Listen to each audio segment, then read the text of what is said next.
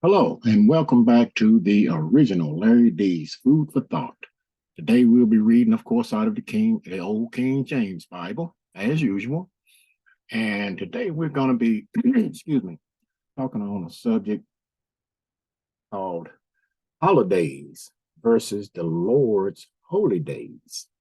Holidays versus the Lord's holy days. Okay, I'm going to share these scriptures with you right quick. I'm going to put them up on the screen like I normally do, and you can jot them down if you want to, or you can just wait until we go over them. But yes, we're going to be talking about this holidays versus the Lord's holy days. I'm telling you, the whole world is just full of paganism. Okay. Everybody want to keep these pagan holidays, but nobody want to keep the Lord's holy days. Even his Sabbath day, it is holy. He said, remember the Sabbath day to keep it holy. But nobody want to keep it. They want to keep Sunday. What is that? Sunday, S-U-N, worshiping of the sun. People never even thought about it, but they just don't understand. I mean, we have to look at the heads. Who's standing in those pulpits? I mean, if you're going to stand there, say, hey, look, we need to keep the Lord's Sabbath day. Now, the Lord has 7 annual feast days. Those are the holy days that he had told us to keep. Not one time in this Bible that I have read where he told us to keep these holidays. Those are man's traditions. They are man's holidays. Okay? So I'm going to stop sharing this screen and we're going to look at these scriptures that I've written down and take a quick look at it and see if we can get a little understanding on what the Lord had told us to keep versus these holidays. Okay. Now, I'm going to start reading in the book of Leviticus, the 23rd chapter. And in this chapter, the Lord had his feast days, his holy days outlined. And these things he told us to keep versus these holidays. And if you read the 23rd chapter of Leviticus, you had them outlined. And if you pray for understanding, if the Lord open up your heart, even the heart of your mind to understand this, he give you the whole outline. I mean, the whole plan from beginning to end. I mean, in this 23rd chapter of Leviticus, these holy feast days, the Lord don't do things with no reason. I mean, he put this here. This is his whole plan of life from beginning, what's going on now, and the end, what he's going to do in the end. It's his whole plan. It's the whole plan of God in this 23rd chapter of Leviticus right here. We're going to read a few scriptures out of it, but I want you to pay close attention to what the Lord said, because you got people always saying that, hey, y'all, those feasts that y'all talk about, y'all doing, those are for the Jews. Okay, well, let's see. Let's take a look at that and see. All right, Leviticus 23rd chapter, verse, I'm going to start this at verse 1. And the Lord spake unto Moses, saying, speak unto the children of Israel and say unto them concerning the feast of the Lord. Now, the Lord told Moses to speak to Israel. Israel is the Lord's chosen people, a chosen priest to teach the whole world. Okay? So that's what we're trying to do now. But nobody's listening. Eyes, but they can't see. Ears, but they cannot hear. Okay? But concerning the feast of the Lord, whose feast are they? Which ye shall proclaim to be holy convocation, holy gatherings. Okay? Even these are my feasts. So whose feast are they? They are the Lord's feast. They're not the Jews' feast. Everybody's supposed to be doing this. Everybody's supposed to be keeping these feasts. Okay? Now, verse 4. These are the feast of the Lord. Said it again. Even holy convocation, holy gatherings. which ye shall proclaim in their season. The Lord got it laid out when you should do it. Okay. And that's another thing too. You talk about these holidays, talking about January being the first month of the year. I've never read that. The Lord made it plain and simple. He had it written. The first month of the year to you shall be the month Abib, which is April. Okay. I mean, look around you. You know, what changes in January? It's still cold. April, you see the grass starting to turn green, the flowers starting to bloom, the trees, green leaves are starting to change. Lord, show you, He show it to you, but nobody's looking. Eyes, but you can't see. Okay. Now, let's read on just a little bit further here. Okay, these are the feasts of the Lord, even holy convocation, which ye shall proclaim in their season. When he told you when you should keep them. Now, he has 7 annual feast days. These we shall keep. Okay. You got the Passover, which we did last week in its season. Then we had the Feast of Unleavened Bread last Thursday. You had the first day of Feast of Unleavened Bread. In 7 days should you eat unleavened bread. Leaven means sin. So God gave man 7,000 years. We're supposed to keep sin out of our lives for 7,000 years. So therefore, we should eat unleavened bread for 7 days. Okay? Because one day to God is 1,000 years. That's where I'm coming from on that. Okay, and we spoke about this in the past. Okay, but then you have the second day, the 7th day of Feast of Unleavened Bread. Then you have 50 days later, you have Pentecost, the day of Pentecost. After that, you have blowing of the trumpets and the Day of Atonement. And then you have Tabernacles, which is in the ingathering, the Lord's ingathering, when you're going to gather all the people. Okay. And then you have the 8th day, which nobody ever heard of. But if you read through there, pray for understanding. Lord, open up your understanding. You get some understanding on this. But that is the whole plan of God. Now, let's go take a quick look over here in Psalms. Psalms, the 95th chapter. And we're going to start reading at verse 6. And it reads, O come, let us worship and bow down. Let us kneel before the Lord our Maker. For he is our God, and we are the people of his pasture and the sheep of his hand. Today, if you will hear his voice, harden not your heart. Don't be stiff-necked. Don't be hard-headed. Listen to the Lord. He has the word of truth. He has the words of life. Okay?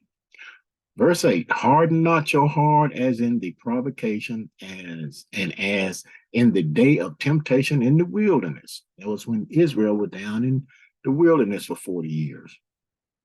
When your fathers tempted me, proved me, and saw my work, 40 years long was I grieved with this generation, and said, it is a people that do err in their heart, and they have not known my ways. Same thing today. We're trying to teach the people. Nobody wants to read this book. Everybody want to be hard-headed. They want to continue to keep man's customs, man's traditions, man's holidays. Okay? Nobody wants to keep the Lord's holy days. So let's move on. Let's take a look at Brother Ezekiel. Let's see what the Lord had Brother Ezekiel to write. We're going to be reading out of Ezekiel, the 8th chapter. We'll start reading at verse 12. Let's see.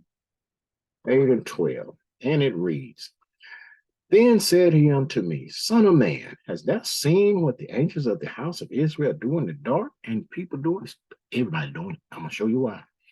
Every man in his chambers of his imagery, for they say, the Lord seeth us not. They think the Lord don't see you. Man, I'm gonna tell you something. The Lord got them 7 cherub angels around this earth, man, and they got eyes on all them wings. They see everything. You think they don't report back to God? I'm gonna tell you something. He see everything you do. You might can hide from man. You can hide from the police. You ain't hiding from the Lord. Okay? The Lord has forsaken the earth, is what they say. Now, verse 15.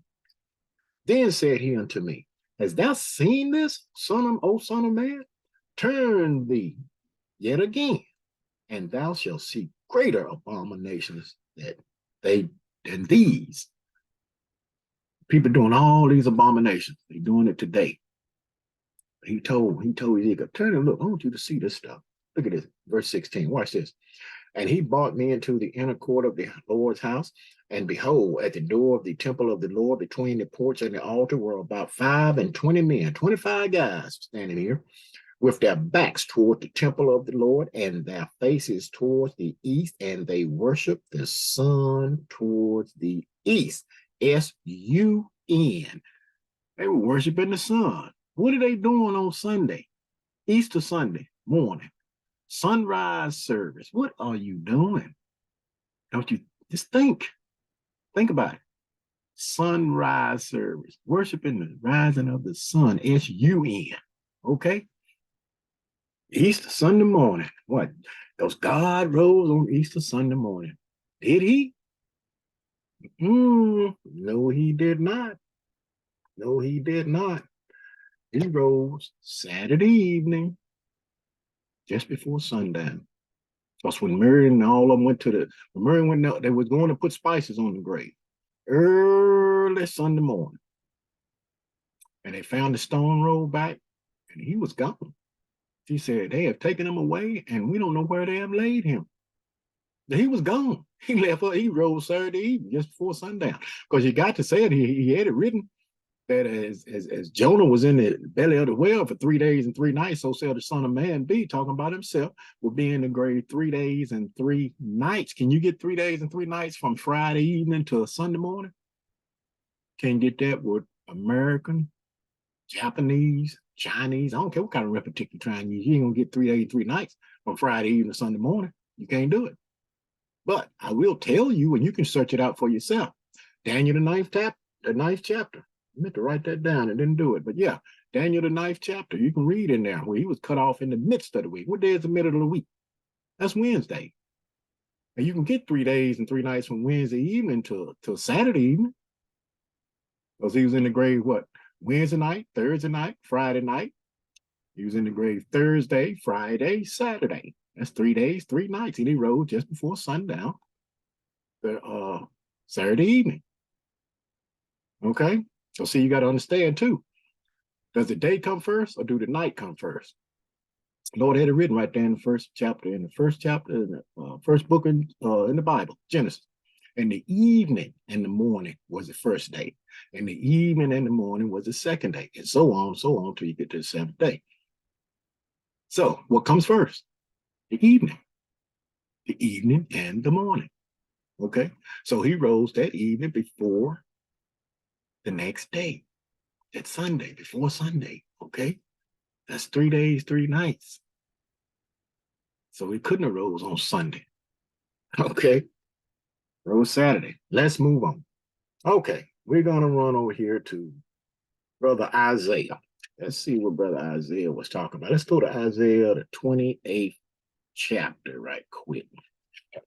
Let's see what it is here. Brother Isaiah, right here.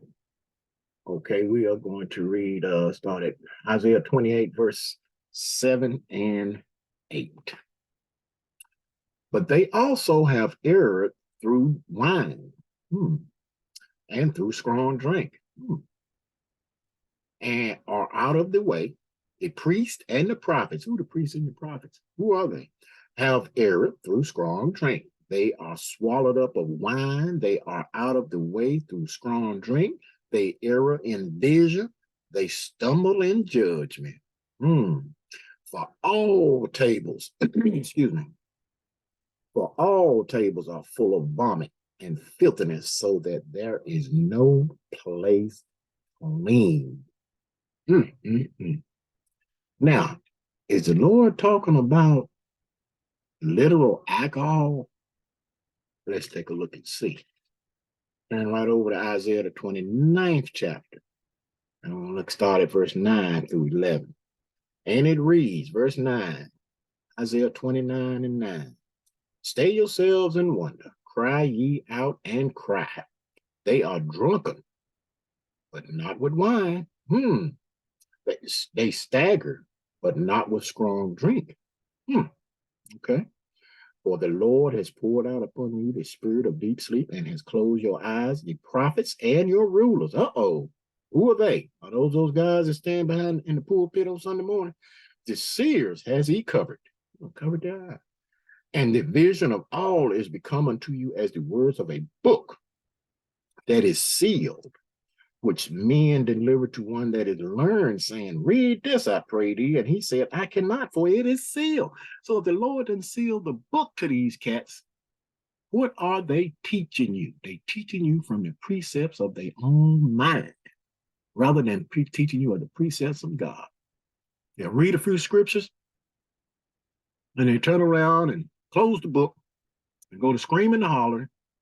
Then you get the people call themselves, get excited. They go running around the church, and one of them will go run and stop in a corner, look up at the ceiling like something crazy. What are you learning? What are they teaching you? Nada. But they stagger with this word. It's not alcohol. Okay? But let's move on. Let's go a little bit further. Let's go and take a look at this very, very, very pagan holiday. And this is in Jeremiah. Let's see what the Lord had Jeremiah to write right here. Excuse me. Jeremiah, the 10th chapter. And we're going to pick this up at verse 2. And it reads, thus said the Lord, learn not the way of the heathen. Who are the heathen? Heathen is any other nation of people other than Israel. Okay? People use this word out of content, like it was a show or a TV show. I think it was who was this guy? Esther. She used to call on this guy. I can't remember the guy's name, but it was a show. She said, "Oh, you old heathen! What you call him a nation?" They don't understand. But thus saith the Lord, learn not the way of the heathen, and be not dismayed at the signs of heaven. For the heathen are dismayed at them. The nations are dismayed at them. For the customs of the people are vain. Man's customs are vain.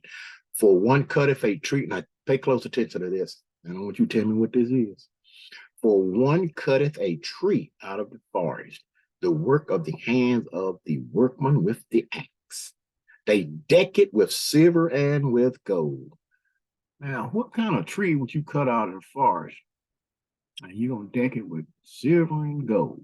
I think we all know what that is on. They fasten it with nails and with hammers that it move not.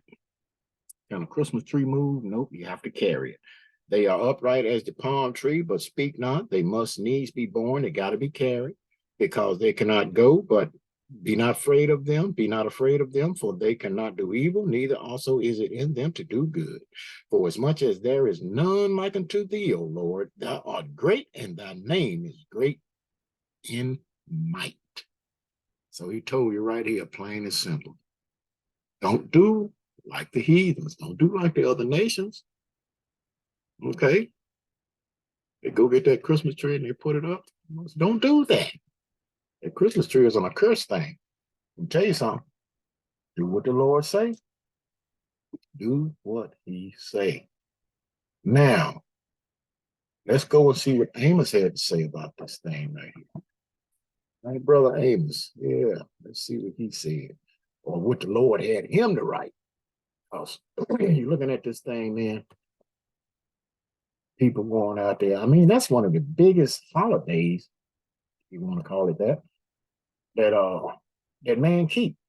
And then merchants are waxing fat. I mean, these cats, man, all these things are all about money making. I call the holidays money making gigs, you know. And then they'll turn around, the merchants will turn around after it's all over with and said and done and brag about how much money they made off you, you know, because you want to keep this pagan stuff. But hey, that's you. But Amos, the 5th chapter, read this here right quick. Now I'm gonna pick it up at verse 21.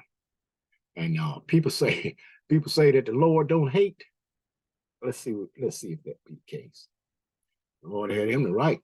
This ain't Amos talking. This is the Lord had Amos to write this. The Lord talking right here. Look, check it out. I hate, Lord say, I hate, I despise your feast days. You know what? He hates yours.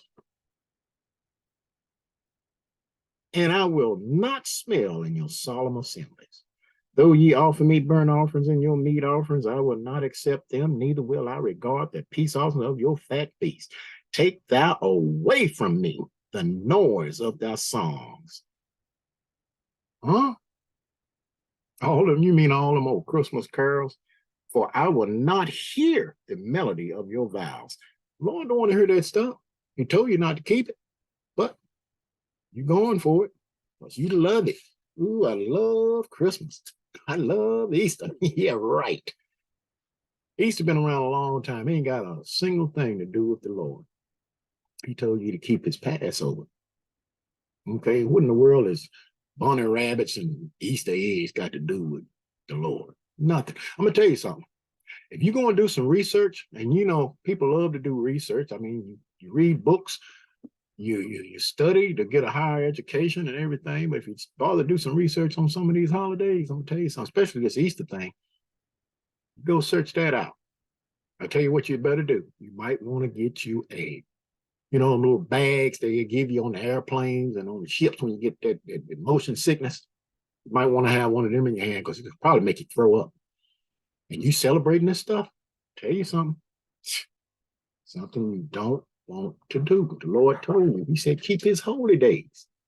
Not one time is it written in this Bible why the Lord said, keep these man's holidays. But people go for it, they go on for it, they run it with it like cars running up and down I-40, east and west. You know what I'm saying? But this is the thing, people. Read this book. Pray for understanding. Do what it say. Because I'm going to tell you, when you stand before the Lord at that white throne of judgment, and he said, I gave you my word, I left it here. Greatest book ever written. This is God's word. This is your roadmap to salvation.